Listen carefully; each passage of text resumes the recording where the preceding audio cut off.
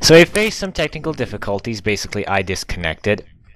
So yeah, just to let you guys know if you notice something a little weird in the recording.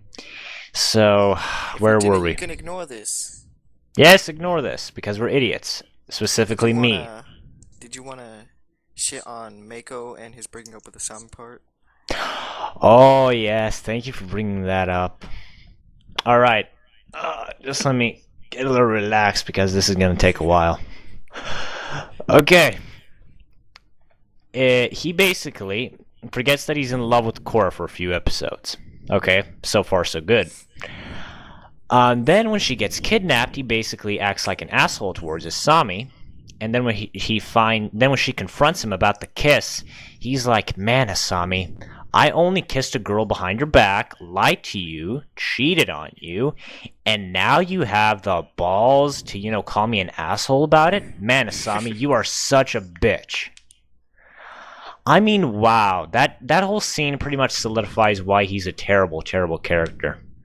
Well, the thing is, was he in a relationship with her for a long time? For probably about a month. He kisses Korra one time, then falls in love with her. And I stress this again. He shows no romantic interest in Korra. Not at all. Until she says to him, "I'm in love with you." Then he's magically in love with her. I don't know how that happens. Well, I know teenagers that really are this stupid. I really do. I have proof of this. You would not believe some of the stupid shit that goes on in my class. It really makes me hate humanity even more. But anyway, how did you take that scene? I wanted to throw my TV out the window. The entire relationship was a shame from the beginning to the end. Yeah. I actually really love that Asami is pretty much the best character in the show. Pretty much. I thought she was gonna be either an equalist or just some stupid chick that's gonna, further enhance the cheesy love that's going Yeah, on. everybody thought she was gonna be a traitor in the beginning, didn't they? Yeah, and there were actually videos on YouTube where they were like analyzing pictures, and then when they saw an equalist with boobs, because chicks can be evil, or they can join a cause or something, or be bad guys. That means, oh my god, Asami's a bad guy. They literally stopped a fucking shot of Korra fighting an equalist, and they said, "Oh my god, she has boobs. It's Asami." It must be. It must be. I mean, that was so hilarious. I mean, some people really are dedicated to this show. I gotta give them props for that. Yeah. I hope the creators were like, how about we throw some boobs here so that they think it's Asami. I think Yeah, well, that they were just like, let's make one female character and people won't bitch about only being male equalist. yeah. I think they trolled us good though. Especially the moment where she betrays her dad. I thought she was really gonna join him there. I Uh, thought she would betray him, cause you see the cheese and then you see cheesy and then you see cheese. Plus, I don't think she's the type that would betray everything she believes in just because her boyfriend is an asshole. Like, even if he did break up with her before that. Yeah.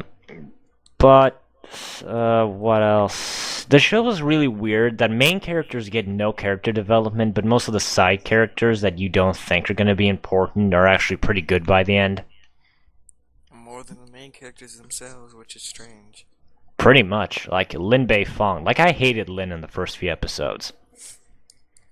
Especially when she tells Korra, like, "You've done nothing to deserve this." Really, fool. Since you've done jack shit about the equalist movement that's existed for years, what the hell have you done recently? Hmm. Let's think about this. Let's think about this. Well, clearly you're an idiot, or Tenzin broke up with you a few years ago, so you're still pissed at him. Well, she is, kind of. Yeah. She got over at the end, I think. Yeah, I have to wonder if Tenzin and her are like 50 now, and Tenzin's kids are like what, 6 or not 7 or 8. Like, how long were they in a relationship? maybe a year or two. A year or two? Are you serious? No. I mean, considering how old Tenzin's kids are, I honestly think they were in a relationship for a really long time. I think it might have even been a failed marriage. Because the creator said she didn't want to have kids.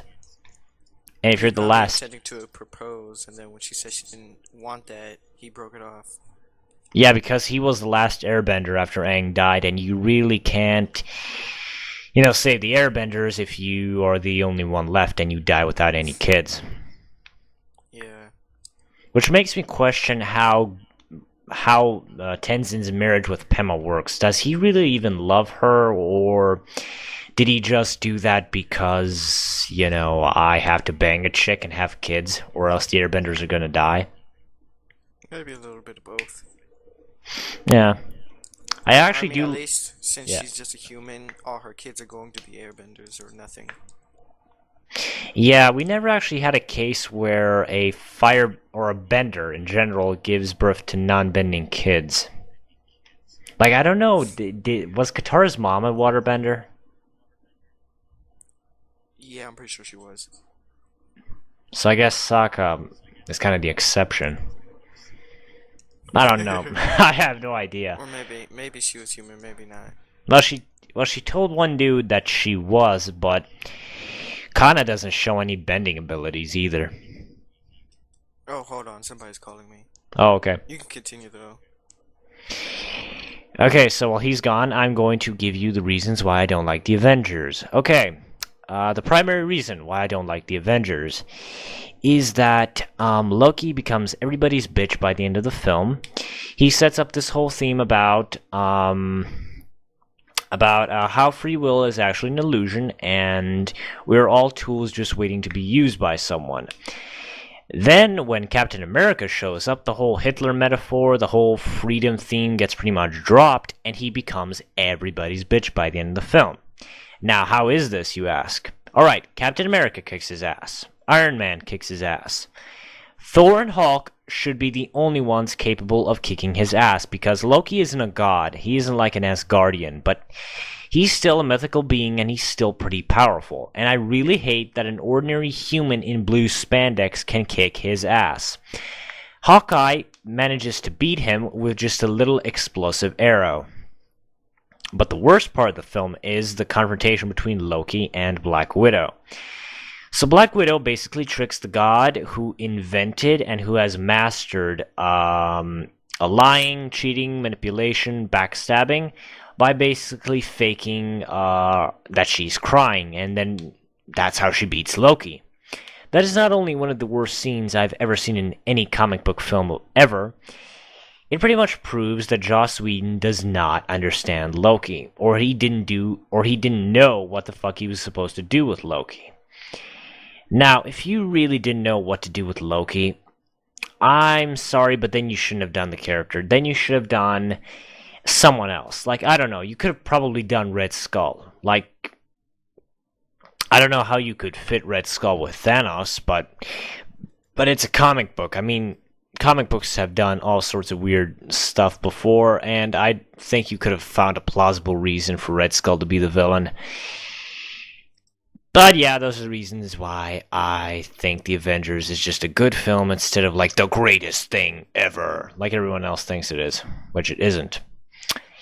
So Digi, I hope you're back soon. Come on. Come on.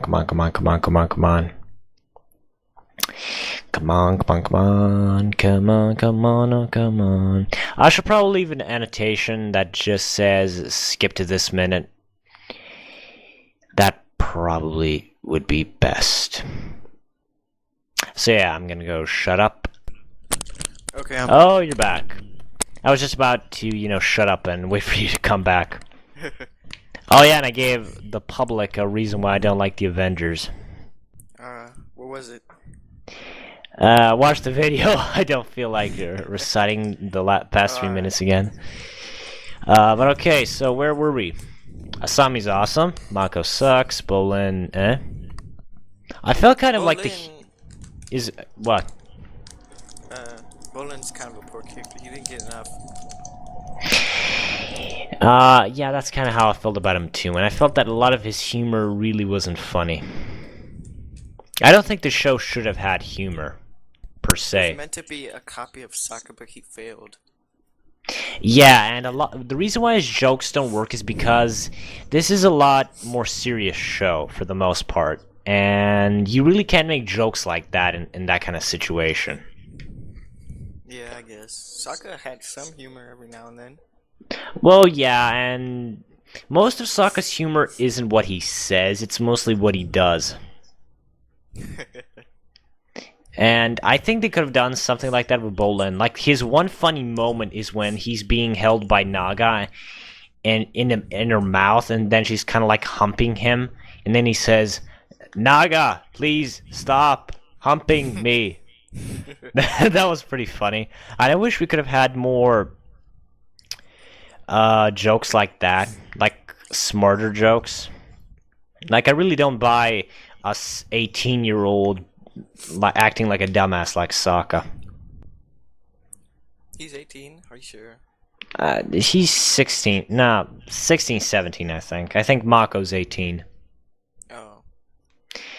But even Zuko was played up straight. I mean, Zuko was like 16 in the original series, and most of his humor came from what other people did around him, and him getting pissed off about it.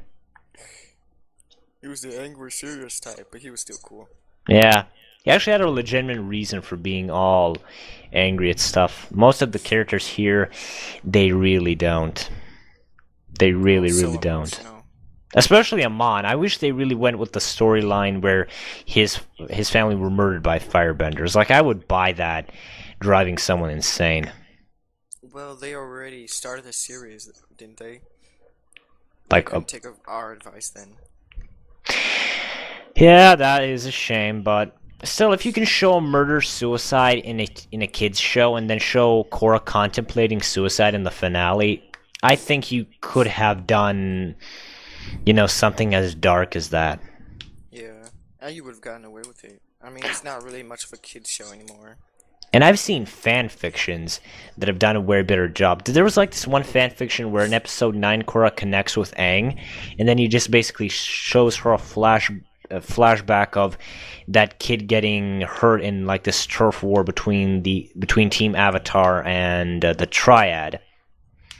And then the kid's like, I know you're a bloodbender, Katara. You probably do that to your own kids and stuff. And it was pretty dark, and I wish they could have done something like that in the show itself. That would have worked. Yeah, I really Dark would have. humor. I really would have loved if you could see young Amon just like calling Katara a bloodbending monster. You would have made her cry. Well, she did cry in the fanfiction, and then Aang tried to calm the kid down, but Aang, being the ever-stupid dumbass that he is, he didn't, try to help the kid. He just basically told the guards to take him to prison. Present for you. You upset my girlfriend. Yes, my stupid girlfriend that supports all my indecisive actions, like not killing Hitler of our world. I don't know why I said that in a British accent. But yeah, Katana Aang doesn't work. I say it again, it does not work. Wish we had more backstory from that, though. Yeah, I really would have liked to see what kind of mom Katara was. I think Tenzin's kind of a mama's boy because in the first episode he gets really pissed off at Korra, who tries to, use Katara as her defense. Yeah. I I wonder hope- if all the other characters are alive. Except for Aang. Even though he was the one who died first, which is strange. Yeah, they kind of tried to explain that in saying the time he spent in the iceberg shortened his lifespan. I guess that makes sense. Not But really I know sure how that Zuko's alive. works. Zuko's alive. Katara's alive. Everybody else I think is alive, I guess. Top's dead, I think. Sokka's dead. Well, Katara says that Sokka's dead. So I think Suki might be dead. We haven't seen him yet. I kind of find it Still weird must that there are know, no Ben kids for Toph. him. Like, Just did... haven't seen them, or maybe they didn't want to do him justice. Yeah. I find it very funny that his niece is a hippie. You know, Kai, like Katara's daughter, is a hippie. I think that is just awesome. And her favorite song is Secret Tunnel. How is this chick even alive? I'm pretty sure Sokka would have killed her. I know I would have. We probably all would have. The hippies really pissed me off. That was the episode where I, really felt for Sokka because I hate idiots. And those guys are just the epitome of idiots. Especially their... know, though. Yeah. Being tough, it's the greatest question ever. No, I'm more interested in what the hell happened to Zuko's mom. And the promise still doesn't answer what happened to his mom. We've been wondering that for like, what, 5 years? Almost 5 years, yeah. But I think she's dead because she shows up as a ghost in the promise, so I have no idea what's wrong with her. Is she alive? Is she dead? I don't know. She might have gotten killed by something. Probably. I don't think Ozai let her go. Or that he probably arranged her to die. Probably. But what else to even talk about? I mean, we pretty much covered everything. How did you feel about them using CG in the show? At what point? Well, they used it for like the big battle with the boats, for the planes, and for the mecha tanks. Oh, yeah. CGI, it kind of fit in with the 2D style animations, all that crap, but it just didn't feel natural. Yeah, but to be fair, animating a thing like that in a 2D space, it's pretty difficult. Like, and this show has a limited budget. I mean, I know this is like Nickelodeon's big thing now, and they're gonna milk this out for all it's worth. I guarantee you that. We're gonna put CGI on that show, we're gonna put CGI on this show, and that show, and that show, and then while we're at, we're gonna put on that show as well. Yeah. I really hope this show serves as an inspiration for other shows to, stop using fucking CGI and everything. I mean, what happened to 2D animation? Don't use it unless it's necessary. Well, either people don't know how to draw anymore with their hands, because this is all hand done, by the way. None of this is computer generated except the tanks. I will say that artists writing the show, Aaron Eckhaus, who wrote the episodes for Book 2, which are some of the best episodes, I think, he didn't come back for this show. CGI is too popular these days. Yeah. Well, what do you think about Book 2 at this point? The first one? No, of this one, from what we've seen. Oh no, I haven't heard much about Book 2 yet. I think I saw like one trailer, and that's all I saw. I don't think it's going to come out in April because the first book of Korra was already animated by the time Comic-Con came around. It's going to take a while, I guess. How many episodes did they say were they going to make? Like 20? This one's going to be 12. There's going to be 4 books.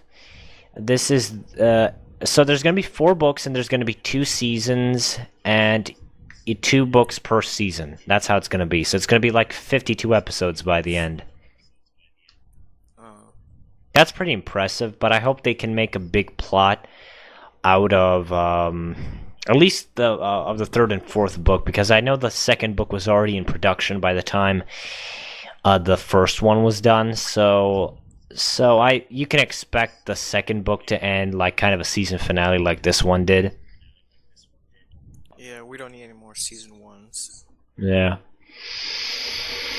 But I really don't know what to think about the next season. I think Mako being a cop is actually cool. Like, maybe you can do some interesting... Fire police. I didn't know firebenders could be cops, though. That's kind of cool. Yeah. But we don't actually see any other cops in in the city. I just assumed they were all metal benders. Like, I didn't even know those guys could earthbend until you see them lift those people with rocks. But I guess it's kind of cool to have firebending police cops. I hope he doesn't become police chief. That would just be horrible. Oh, he's not as shitty as he was in season 1. I pray to God he isn't as shitty, and I kind of feel bad for Bolin too, because he's the only one who's stuck in limbo. I mean, Korra's the Avatar, his brother's a cop, and he's stuck with a bunch of useless dumbasses on his team. Poor Bolin can't catch a break. It would have been cool if he joined the army, because he had a lot of cool dialogue with Iroh. Yeah, you could have taken up some kind of position with him. Yeah, I think he would have been awesome in the army. Maybe they'll do that in the next seasons. Asami is like, well, she's leading her dad's company now. That makes sense. Yeah. I have no idea how the hell she's gonna save her company. I really don't. How do you survive for being, called a terrorist organization? So that's it. I really don't know what to say about the second book. It looks cool. I like that we're getting spirits as bad guys. I just wonder how they're gonna beat them, because Korra in her avatar state can't beat one of these spirits.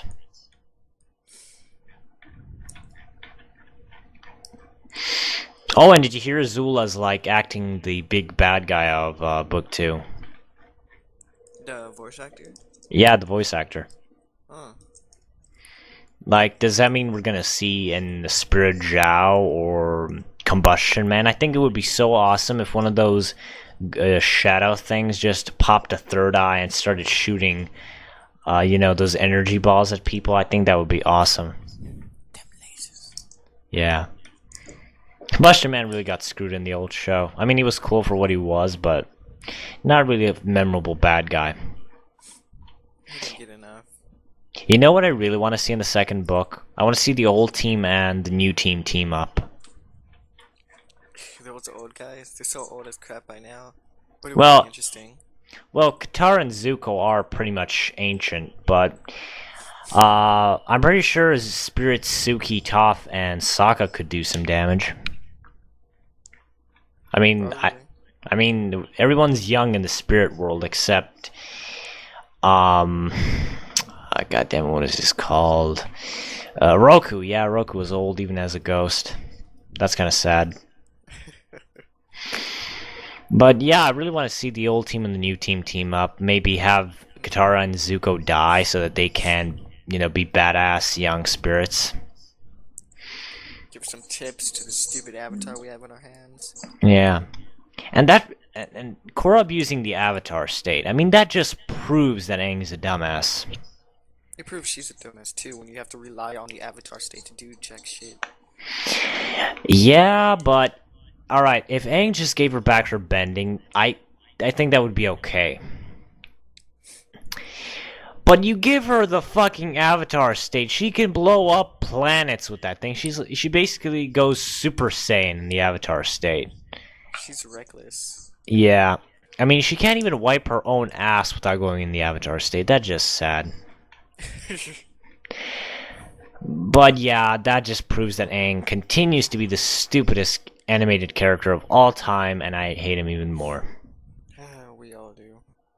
No, they don't. No, they don't. They love him, and I hate them that they love him. Hate them all so much. But yeah, that's pretty much it for Legend of Korra. We spent a lot of time talking about other stuff. And stuff that doesn't matter. So yeah, what would you give this show from 1 to 10? 1 to 10? I want to say a 6 or 7. Maybe 7.5 maybe? Yeah, I'd give it anywhere between a 6 and a 7.5. It's still a good show, but I think there are a lot smarter and better shows out there. It's lacking. Yeah. Better. I think Young Justice is still the best one in terms of story and characters, even though it did do some cop-outs itself. But I still think the show's pretty good. Yeah, that's my favorite show so far right now. Yeah. And the animation is actually very impressive. I mean, I really can't compare Young Justice and Legend of Korra. They're two completely different things. But yeah. I look forward every Saturday to the episodes. What? Nothing. No, say it. I said I was looking forward every Saturday to the episodes. Yeah, and Cartoon Network pulled them. You know, they were premiering new episodes, and then when their whole DC block ran out of, you know, those shorts, like the shorts between episodes. Yeah. They basically ran out of those, and now they've delayed the whole block until January, so no new Young Justice until January. Yeah, I heard that. I was upset. I hope the show doesn't get cancelled. I think that would just be horrible. They will not. I will kill them myself. Yes, particular SpiderMan got cancelled, and that was one of the best Marvel shows ever made. I would lose my faith in humanity if Young Justice got cancelled. They always cancel the good shows. It's so stupid. And always keep the complete shit, aka Ultimate Spider-Man. And I really can't excuse Legend of Korra for doing these stupid kid show things, because it is a lot smarter than a kid show. I mean, the basic plot is like something you'd see in a Nolan movie. You could probably show it to, like, any person could show it to their sibling and they wouldn't understand it. Yeah, I mean, it's a deep political and social issue. I mean, it's not some stupid, oh, you're a bad guy, I'm a good guy, let's fight. And I'm gonna win, because I'm the good guy. And that's just how the world works.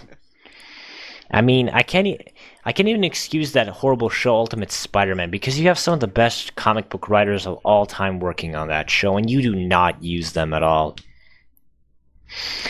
So sad. Yes, poor Spider-Man. The only good thing that's happened to him is the movie.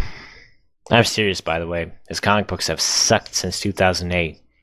You want to know why? They're driving the good characters into the ground.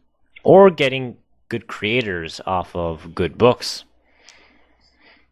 And you know what another reason why Spider-Man has sucked these past few years? Because he made a deal with the devil to get a divorce from... No, not to divorce, to erase his marriage from history. That's it. Fuck. Yes, he sacrificed his marriage to Mary Jane Watson, one of the hottest chicks that has ever existed in any fictional world, so that he can save his 1,000-year-old aunt who wants to die. God damn it, Casada. Yes, and you know what his reason for that was? It was that we can't have, divorce is bad for our young readers. That's not okay for them. But making a deal with the fucking devil is... I mean, just fuck me, dude. That is retarded on so many levels. But yeah, I'm not gonna talk about that. I'm gonna do a whole rant on that one day. Someday. Oh, Spidey. Poor Spidey. At least the movie was pretty good. It was a hell of a lot better than Spider-Man 1 and 3. But yeah, that's Legend of Korra. We think it's a good show. Please ignore the stupid shit we did in the middle of the video, and we hope you come back to see us in another trash talk. We don't know when it's going to happen. I don't make any promises, because whenever I make a promise, I break it. Because I'm just an evil person, and I love making you suffer. So yeah, that's pretty much it. See you guys.